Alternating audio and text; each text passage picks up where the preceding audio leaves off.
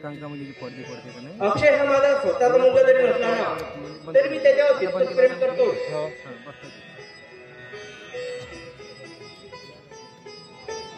अगं जसा पाण्यातील मासा पाण्याशिवाय जगू शकत नाही तसाच मी माझ्या अक्षय आणि संदीप शिवाय नाही जगू शकत.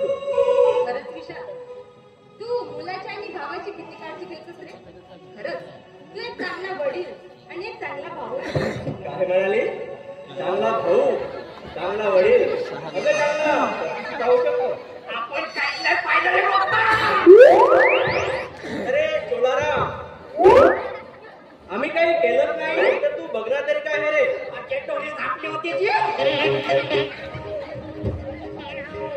बरं चोलाराम, मला कॉलेजला जायला उशीर होत आहे तर माझी बॅग घेऊन येवर आणि टिफिन सुद्धा घेऊन येशील. आणतो जे.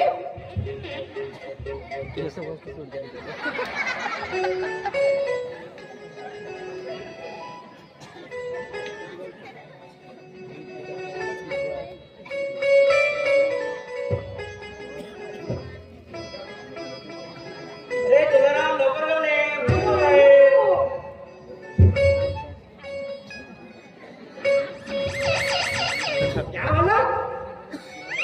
अरे तुलाराम, माझी गाडी साफ केली का रे? अहो प्राध्यापक साहेबाची गाडी का अशी तशी राहते का? तिची चांगली मागून पडत होती.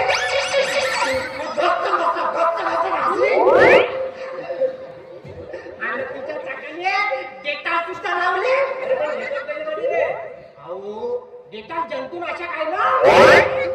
अहो तुमची गाडी जेव्हा बाहेर जाते तेव्हा कसे कसे तुडवते. बोले चिले वाटले आणि ताते शिरे. आणि 1 महिना झाला मला नुसती हरभऱ्याची वास येऊन राहिली जे. म्हणून तिच्या चाकाने डेटा लावले. बरं ठीक आहे, तू जा माझी रूम साफ करून घे जा. म्हणजे चालू द्या मग तुमच्या गुल्लू गुल्लू. बरं माझी टाय घेऊन ये. हो आणते.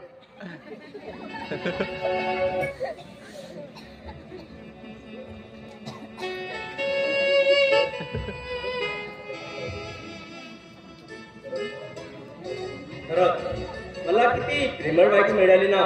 खरंच खूप काळजी घेते माझी.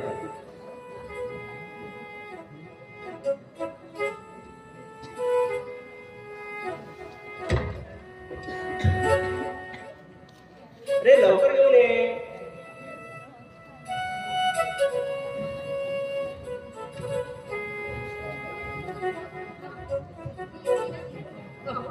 मी डायनाला विसरली, मला दिसत नव्हती. बरं ठीक आहे, राहू दे. दुसऱ्यांदा मी तुम्हाला नक्कीच काय सांगते. ठीक आहे. सपना, तुझी ओळख म्हणजे माझ्या हृदयातील स्पंदन, माझ्या डोळ्यातील पाणी आणि तुझ्या फुलातील सुगंधाप्रमाणे माझ्यामध्ये सामावले आहे का? विशाल, तू फार चावट झालायस रे. काय? अगं चाल तू आतमध्ये, माझा तुला चावटपणा दाखवतोय. आज असं वाटतंय की कॉलेजला सुट्टीत घ्यावी आणि घरीच राहावं. चल चल नीट. खूप झाले तुझं चावटपणा. बरं बाय चल नीट. बाय.